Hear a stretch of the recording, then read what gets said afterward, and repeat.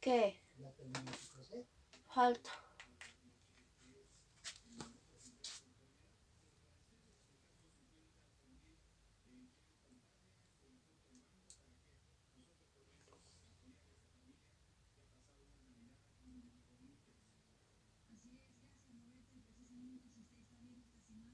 Recording in progress.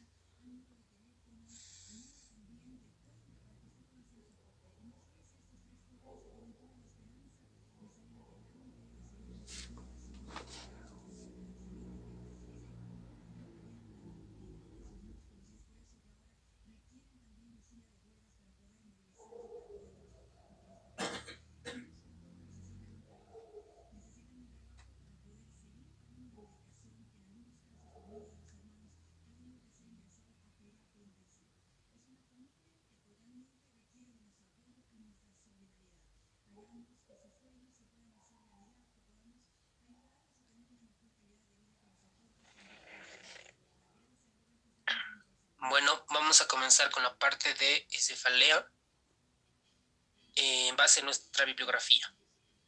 Cuando viene un paciente a la consulta o emergencias, nos consulta por una cefalea, nosotros debemos abordar mediante el memotécnico Alicia para caracterizar el dolor y debemos identificar cuál de los síntomas nos sugiere que pueda ser un trastorno primario grave. Entonces, una cefalea, por ejemplo, con un EVA de 9/10 o 10/10, de inicio repentino, es una cefalea que sugiere un trastorno primario grave. O en los libros de neurología van a encontrar como las banderas rojas de la cefalea.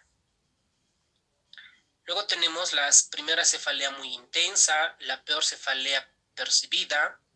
Antes de la cefalea hay vómito. Esto nos traduce que el paciente pudiera tener una hipertensión endocraniana.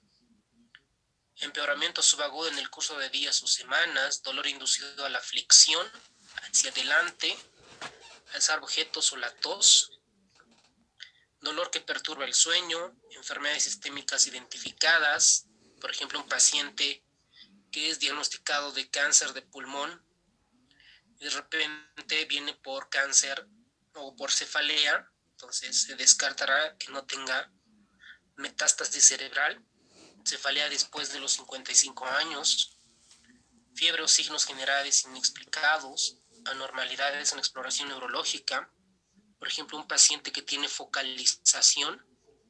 ¿A qué me refiero con focalización? Que pudiera tener al paciente monoparesia o monoplegia, paraparesia, hemiplegia, son trastornos primarios graves de cefalea, y el dolor que se acompaña a la hipersensibilidad local, como por ejemplo en la región de la arteria temporal. Ustedes ya saben de qué se trata, de una vasculitis. Entonces, esta cefalea, ¿no?, puede ser aguda o puede ser crónica. Y esta clasificación que nos da Harrison la clasifica la primaria mayor a 4 horas al día, menos de 4 horas al día y una cefaleria secundaria.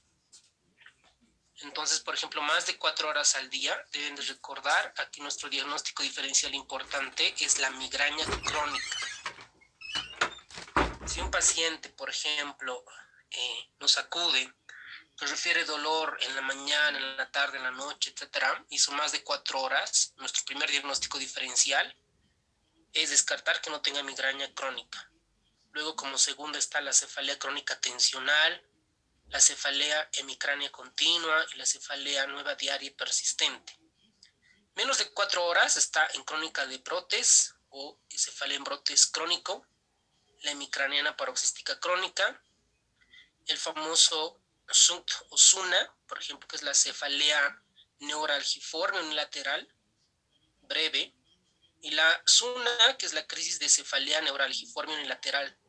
Y esos están relacionados con la vascularización nerviosa de todo el sistema trigémino vascular. Y la secundaria, la postraumática, la lesión cróneoencefálica, de origen inflamatorio, las arteritis, la infección crónica del sistema nervioso central, como por ejemplo puede estar relacionado con la cefalea por abuso de fármacos.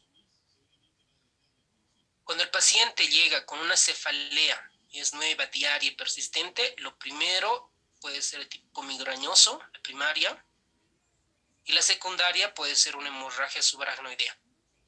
Aquí para el examen nosotros debemos destacar la cefalea más algún punto semiológico o alguna comorbilidad para decir de qué cefalea nos están comentando. Para esto tenemos la cefalea primaria, la cefalea secundaria. Como su nombre mismo lo indica, es secundario a algo. ¿Qué es lo que debemos recordar para el examen? Las causas. ¿Cuál es la primera causa de cefalea primaria? ¿Cuál es la primera causa de cefalea secundaria? Clásicas preguntas de examen de la residencia.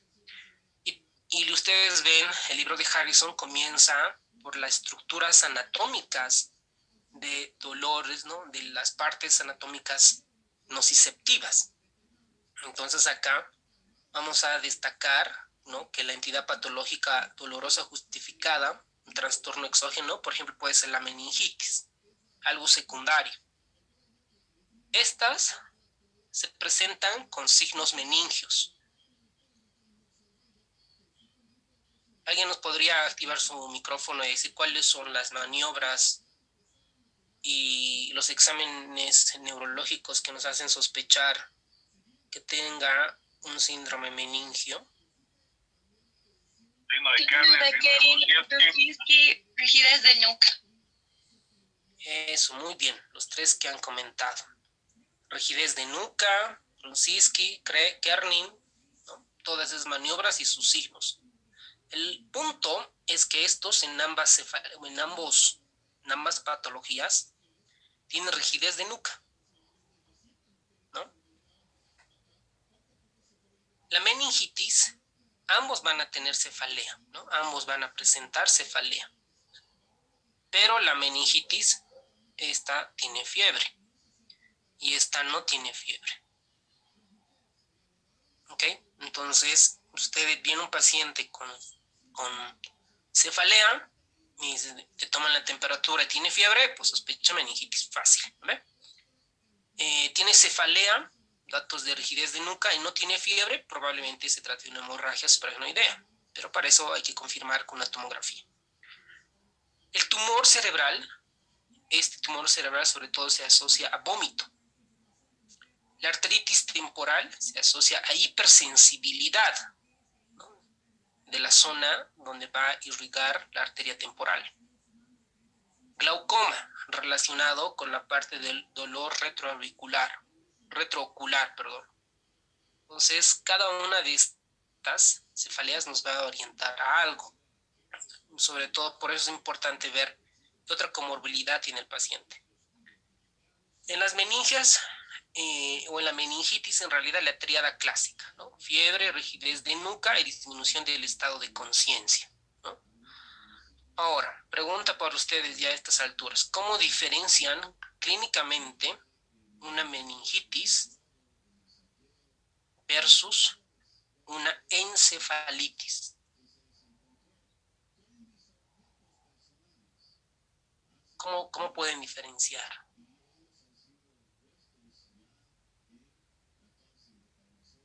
Aumento del PIC, doctor. Ya.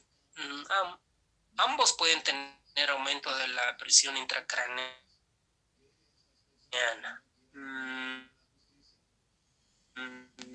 Doctor, las convulsiones ambos pueden presentar. Disminución del nivel de conciencia. Exacto.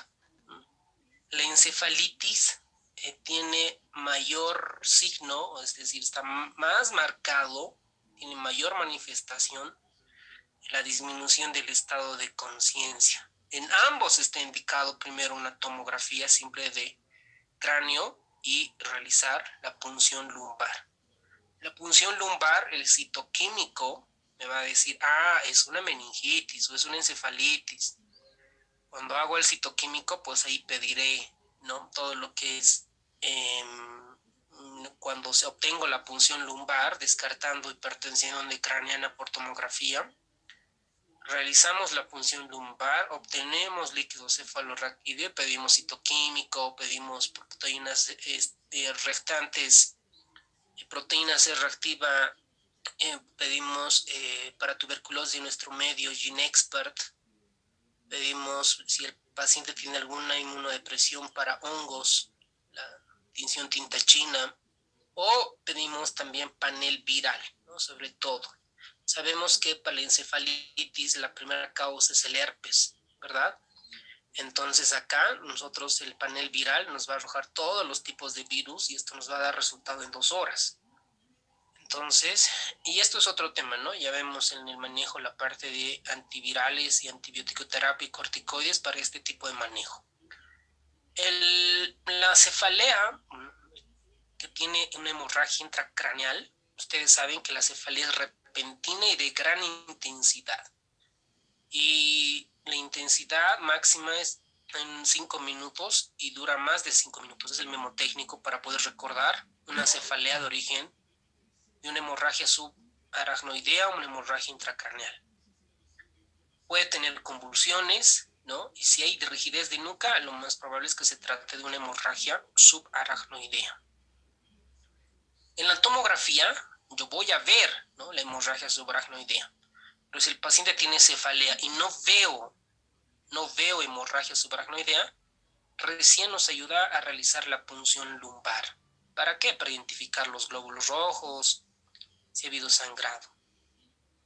Los tumores del sistema nervioso central, ¿no? Solo una tercera parte de los pacientes con tumores van a presentar cefalea. Importante dato.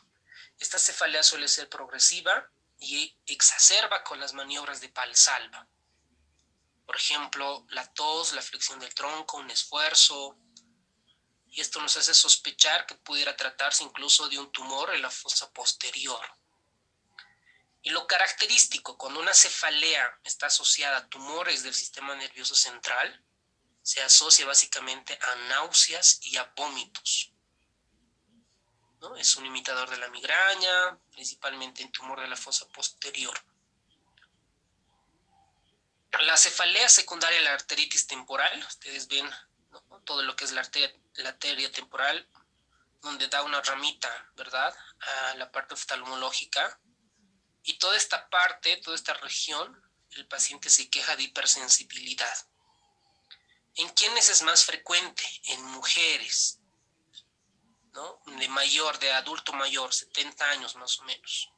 Si nosotros no la tratamos, puede llegar a una ceguera bilateral, porque hay una neuropatía óptica isquémica, y esto es el 50% de una complicación. ¿Por qué hay ceguera? Porque esta inflamación, ¿no?, se inflama y evita o no permite el paso del flujo sanguíneo, por eso se asocia a ceguera. Además, esta cefalea secundaria arteritis temporal se asocia a otros cuadros, ¿no?, como por ejemplo a la polimialgia reumática. Clásica pregunta, ¿no?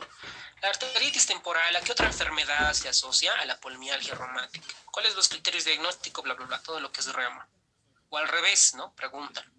La polimialgia reumática, ¿a qué se asocia? A la arteritis temporal. ¿Okay? Otra manifestación importante es la claudicación de la mandíbula, pérdida de peso, alopecia, hipersensibilidad cabelluda. Entonces, normalmente las primeras cefaleas, sobre todo la tensional, responden a corticoides, a AINES, ¿verdad?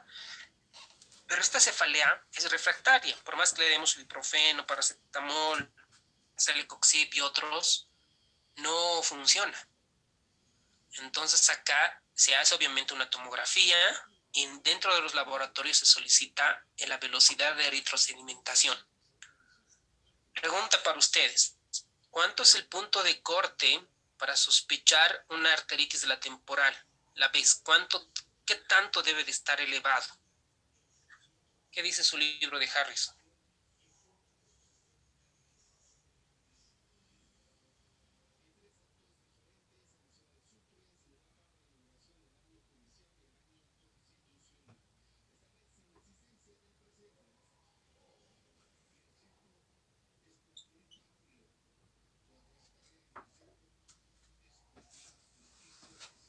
Entonces, normalmente el paciente no responde a los AINES, realizamos biopsia.